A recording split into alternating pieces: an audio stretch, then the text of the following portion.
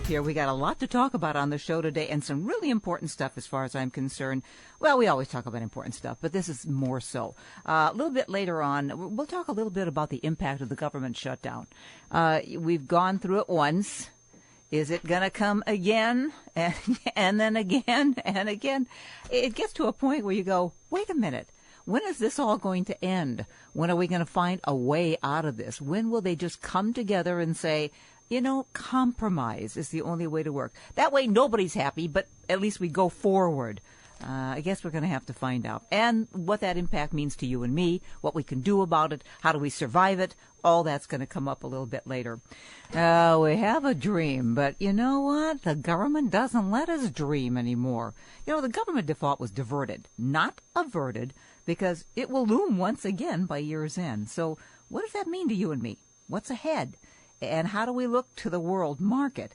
Well, Dave Edwards, president, founder, and portfolio manager of Heron Financial Group in New York City, has some interesting thoughts on the matter. Dave, nice to have you with us on the show. Good morning. You know, got to talk to you a little bit about this shutdown. It was just averted. I mean, we came real close to a shutdown. It's like last second, not last minute. People were furloughed. They were laid off. So what does this do to the economy? How long does it take to get out of this once it's done?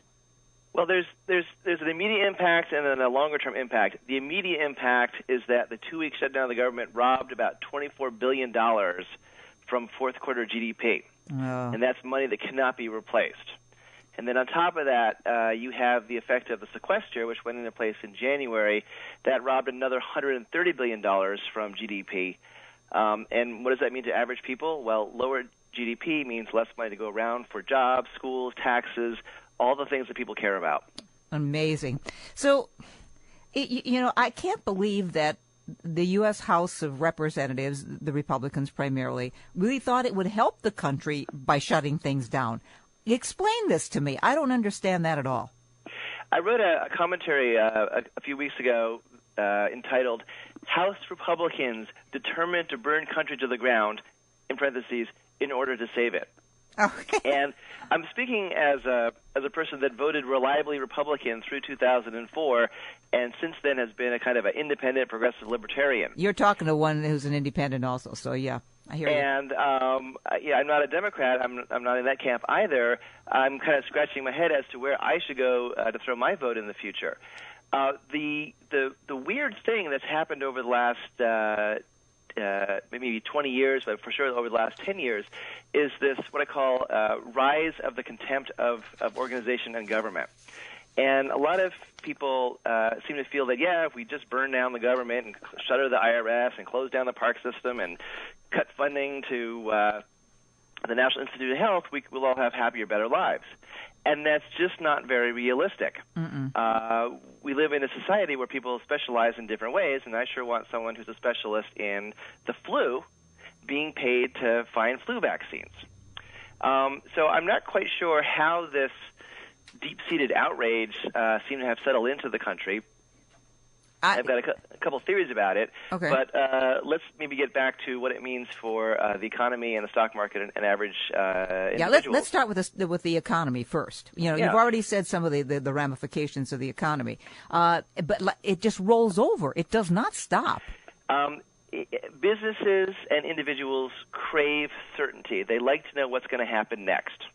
And when they're not certain, they hold back on capital spending, for example, if you're a business, or they hold back on big-ticket purchases like a car, or maybe they cut their Christmas budget in half. Mm-hmm. And that has a negative effect across the economy. It has a multiplier effect.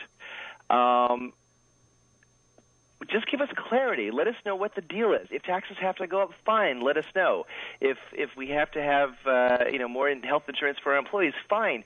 Just let us know. We'll adapt and move on. But to pretend to treat our economy as some sort of football game and kick it back and forth for the pleasure of your constituents, is a giant disservice to the country.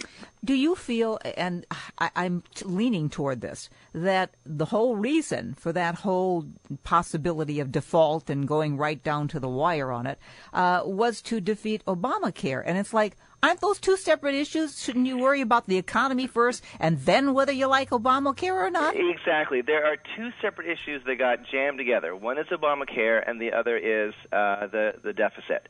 So Obamacare was enacted in 2009. It survived a test of a presidential election, a Supreme Court test. It is the law of the land. It's not perfect. There's a lot of problems with it. The website is a disaster area. Surprise, surprise. All websites are initially a disaster area. But whatever, it is the law of the land. To somehow use the raising the debt ceiling or potentially creating a government debt default is to go sort of nuclear. Yeah, it's like destroy everything you don't like. Yeah. Back in the old days of the Cold War, the Russians and the Americans had a policy of mutually assured destruction. If you launch your missiles, we'll launch our missiles. We'll all die together. There you go. And that's fine, but we like to think that we've evolved beyond that. And this brinkmanship was not good for the country. If you're a Republican, it was a disastrous setback because the Republican Party is now at the lowest level of popularity ever. Mm-hmm. If they ever want to become significant players in our country, they need to chill out a little bit. Yeah. And the thing that really bothers me probably more than anything else is Congress, Senate and House of Representatives, they don't live under the same rules that we do, so they were not affected. No, all all congressmen and their staff have excellent health care. It's free. They also have excellent pensions that last the rest of their lives if they only serve 2 years. Most congressmen are millionaires. Quite a few of them are farmers and get big fat farm subsidies. Their problems are not the problems of average Americans. No, they don't. That's why I have such frustration with the politicians, period, because they do not live under the same rules. If they would live under the same rules and make those decisions, I go, you know what? I'm willing to listen. But till you live the way I live and everybody else lives, forget it. I don't listen to you. And so a number of my clients and friends are pretty serious Republicans, and I just had one question for them. If these people work for you, how quickly would you fire them out of self-preservation? Thank you.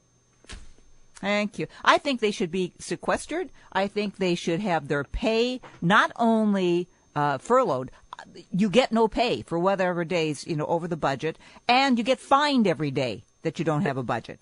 That sounds totally reasonable to me. My other thought was, and it's not likely to happen, I'd love to see a 12-year term limit for both the Senate and the Congress. You get 2 terms in the Senate and 6 in the Congress, and then you move on. Absolutely. As a matter of fact, I think even less than that. Because make them go live under the laws that they pass. Mm-hmm. Right now they don't have to live under the laws. So let's just talk a little bit about investments for a second, because that's actually much more of my daily focus. Absolutely. We've had a very bizarre year where many bad things have happened, and yet the S&P 500, which is the broad stock market index, is up about 26%. Why? And our forecast for the whole year in January was 8%. Whoa. And there's a couple things going on. Although it seems like our government is in chaos and our country has a lot of problems, the S&P 500 is made up of companies whose revenues come from all over the world. 60 to 70% are from overseas. And at this stage of the game, a company like McDonald's is making a huge amount of money in places like China and India and moving into Africa as well. And so corporate earnings have never been better. Corporate revenues have never been better. The amount of cash that American companies have in their bank accounts has never been higher. And yet, in the current environment of extremely low interest rates, stocks look like an extremely reasonable bargain. And so without any real alternatives, certainly not bonds, certainly not commodities or emerging markets this year, Americans have put their money into stocks at the most aggressive pace since 2000. That's interesting. And so sheer money flows has driven the S&P 500 far above what we thought was reasonable for 2013. Now, question. If the Federal Reserve stops putting the billions of dollars every month into the economy, what do you think is going to happen? So what the Fed is doing 2 things to support the economy. Number one is holding Fed funds at effectively zero. So that's the short-term interest rate, which is why anybody who has a bank CD account right now is earning 0.01%. There's no available. There's no cash there.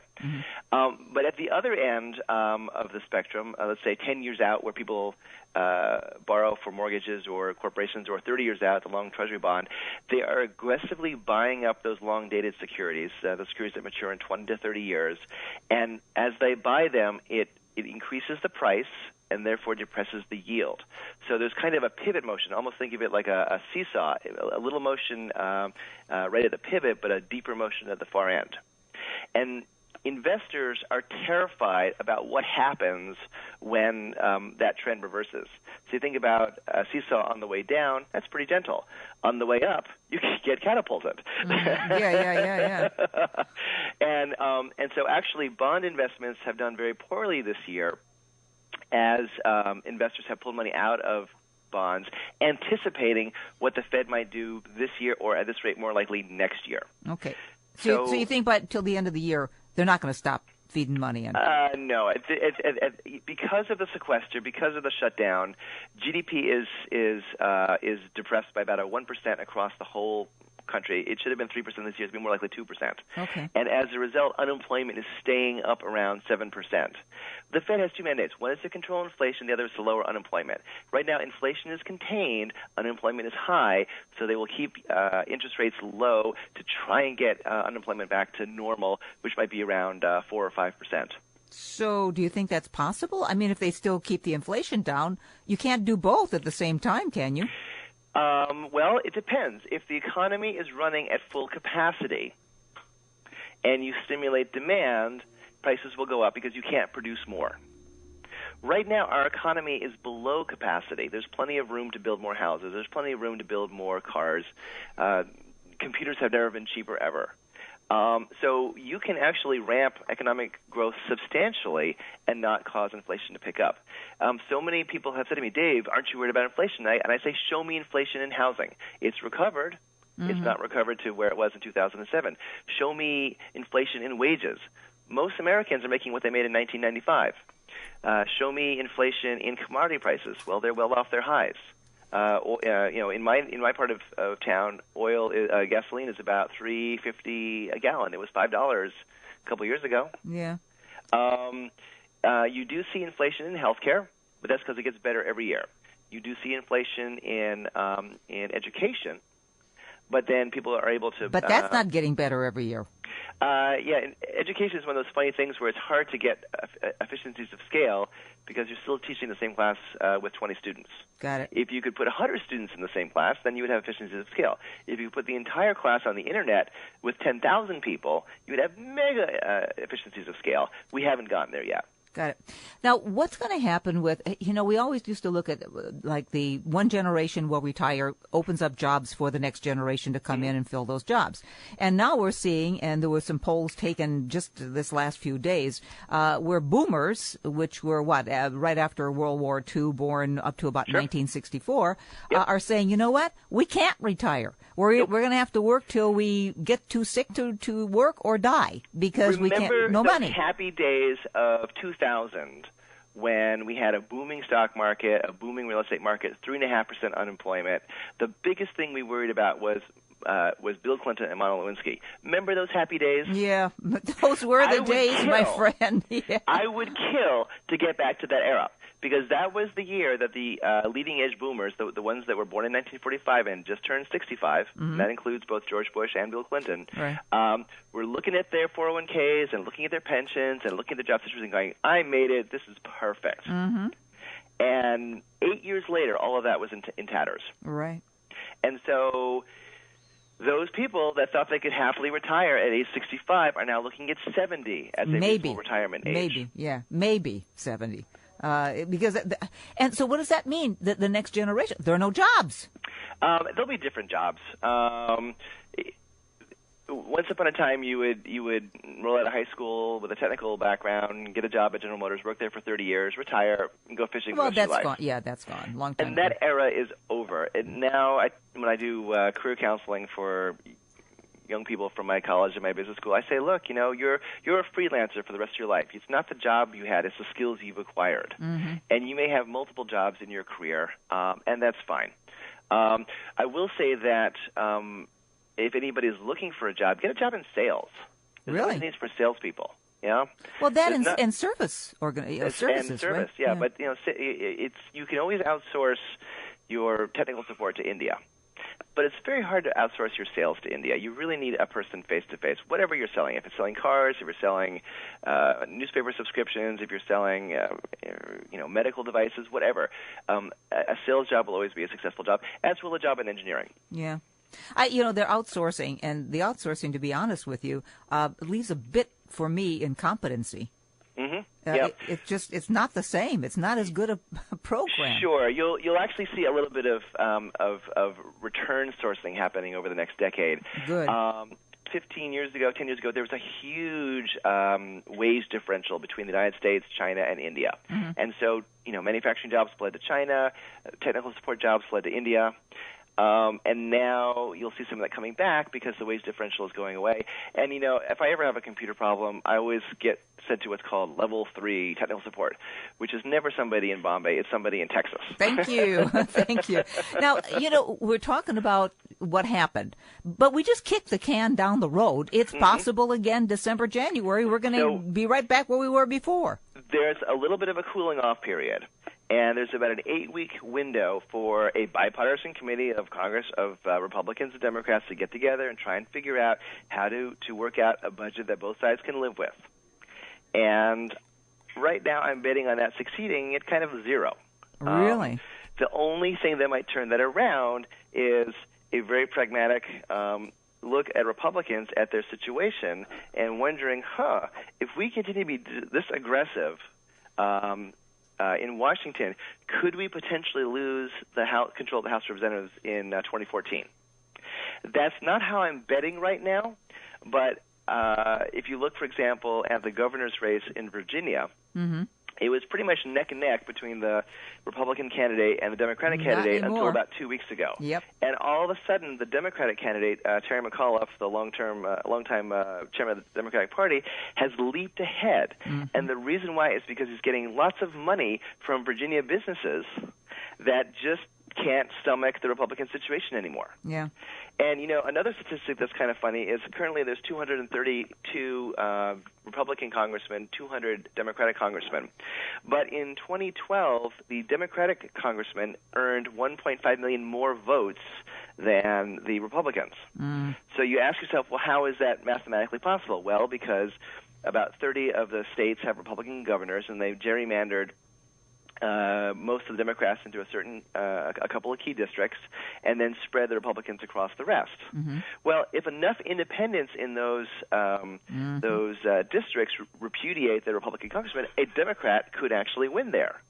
And as I said, it's too early to make that call. Right now, my bet is that the Republicans will still control Congress in 2014. But if you're a Republican, you have to start worrying about that, and maybe it tempers your approach in Washington. Well, and the ones who are fighting for, to take down the government and Obamacare and all that, they were very secure in their districts. They were not, there was no problem for them. Yeah. You don't need to carve off all 90 Tea Party Republicans. Yeah. You only have to carve off about 16 or 20. Jeez. And that's the threat. And they've gotten rid of people who were the reasonable people, like Lugar and McCain. Yeah. It's like, hello. Could Reagan get elected today? I'm not sure. Yeah. Yeah, it's just crazy. I mean, compromise or coming together and making a compromise, that means both sides are not happy. And that's good. No. That's what compromise is all about, isn't it? Yep, absolutely. Amazing stuff. Now, what about our appearance to the world market? Yeah, well, not only do the Chinese lecture us about our well, that's because we owe them so much money. We owe them about $1.5 trillion. Yes. Although, the old joke, right? When you owe the bank $10,000, you have a problem, and when you owe the bank $1 million, they have a problem. You bet. As a matter of fact, they can't let us fall down because we owe them the Chinese kind of have a problem. Yeah, absolutely. But even the Greeks were lecturing us about our wackiness, and that's kind of a bummer. Yeah. So the American economy has had an amazing luxury since 1945 of being the default currency, the currency of last resort, the safe place to park money. And to lose that privilege would be terrible. It would be catastrophic, but it would be terrible. There was a time when Great Britain was in that situation, and they lost that position around about 1930 or so. Yeah. And now they're a small, interesting country with a fun royal family, but they're not a world power anymore. Yeah. So what do you see? I mean, it's so uncertain. I can't imagine why even the market is high as the way it is, because there is such uncertainty between now and the end of the year. Absolutely. But here's the deal. It's always something. Okay. So I was trained as a mathematician and as a historian, and so my frame of reference is the last 100 years whenever I'm thinking about my investment strategy for my clients. And when you think about how horrible things were in the 1960s, when we had race riots and murders and students rioting and Kent State, all that kind of jazz, oh my God, that looked like our civilization was going to come to an end. And yet, if you bought stocks back then, you would have made about 50 times over the last 50 years. Wow. And you think about how grim things looked on September 12th, 2001. And you think about how grim things looked after Pearl Harbor and during the Bay of Pigs invasion. There's been time and again when bad things have happened, and yet the smart thing to do was to step up and buy stocks. Gotcha. And go ahead. And so people have to remember that what ultimately drives the stock market is not history, but earnings, revenues, and cash on the balance sheet. And, you're right. I mean, we talk about this recession that we were into and that was almost like a depression. Well, excuse me, it's not the first time. I mean, since the depression, we've been through this, 6 or 7 times. We had gas lines in the 70s. Mm-hmm. It's amazing. We're not perfect. Haven't had perfection for a long time. Absolutely. In the 70s, we had double shocks of inflation and unemployment. Yep. The price of gas went up by a factor of 10 in a very short time frame, and people thought it was the end of our civilization then. Yes. And if you bought stocks in the 70s, you would have made a lot of money over the next 30 years. And look at inflation. I mean, good grief. I remember when it was, 19%, 20%? It was amazing. And a car loan was 22%, and a mortgage was 19%. And that's not a problem we have now. No. So it's always something. And so when I counsel my clients, I say, look, if you have a 5-year time frame for a particular pot of money, and we ask our clients to separate their assets into different needs, my short-term need, my medium-term need, and my long-term need. If this is your long-term need, my retirement, the money I want to use for my kids' education in 15 years, it's fine to put it in stocks. Whatever bad stuff happens along the way will be offset by good things. Okay. If it's money you need in the next 1 to 5 years, because let's say you're renovating a house or your kid's going to college in the next 2 years, be more conservative. Put it in short-term corporate bonds and municipal bonds. If this is money you need this month or in the next year, let's say you've got a tax payment coming up or a house closing, it has to be in cash. You can't afford to take risk with money that you need in the next 12 months. Got it. And if you are systematic about that, we call it purpose-based asset allocation. What is the purpose of this money? I'm going to allocate it to the asset class that makes sense. You'll be fine along the way, and you will not end up in the situation of what we call buying high and selling low.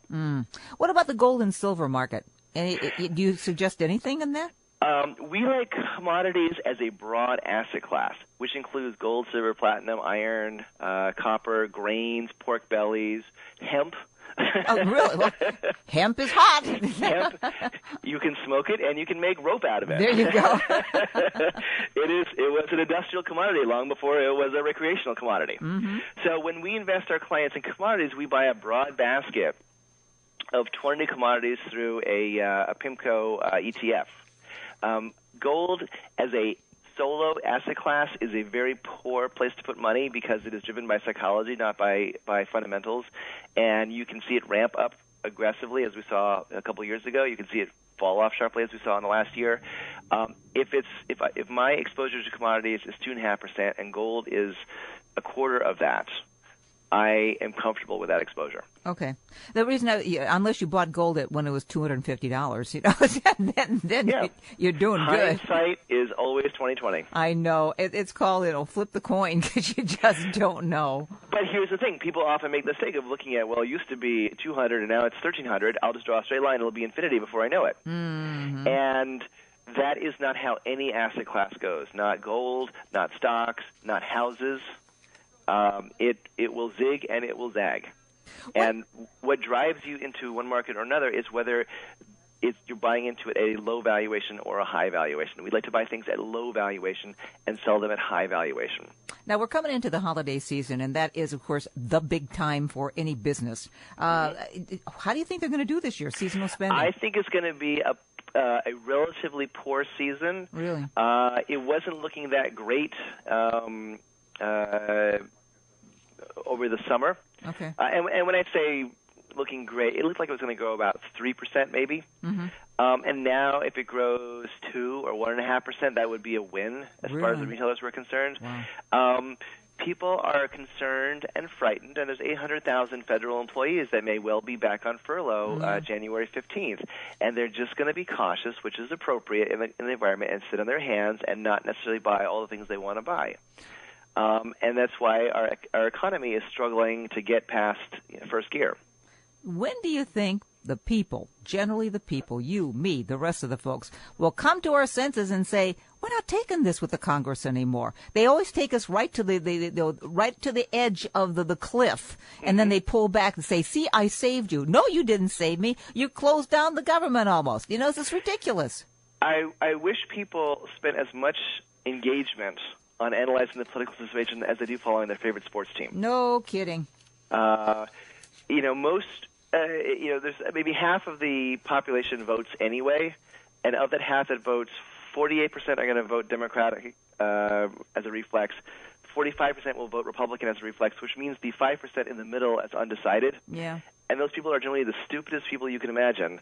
And so that's why you see all these crazy, vicious attack ads right before the finals to try and influence those undecided people who can't make up their mind with 36 hours to go. It's amazing.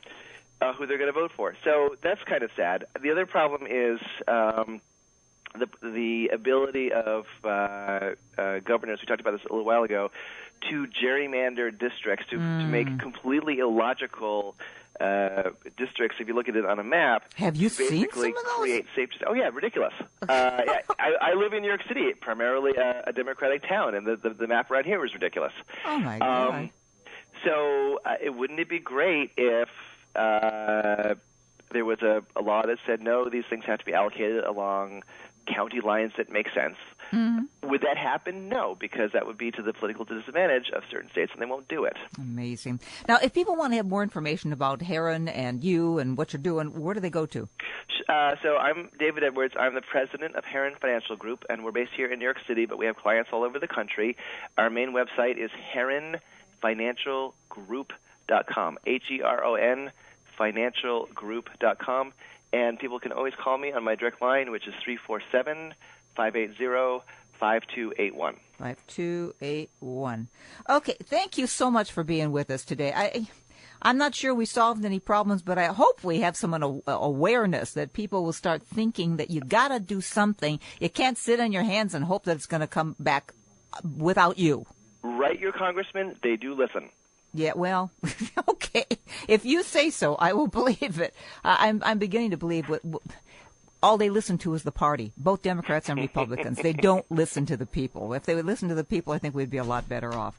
But I thank you so much for being with us today. Come back anytime. We'd love to have you back again. My pleasure. Thank you. Take care now. Bye. Again, that's David Edwards, and it's Heron Financial Group. .com. It's Heron, heronfinancialgroup.com. And if you do want to call him, he does take calls. Seriously. Just give him a call at 347-580-5281. Looking at our future economically on Popp. In the meantime, live simply, laugh often, love deeply, and above all else, you dare to dream. Talk with you next time right here on Popp.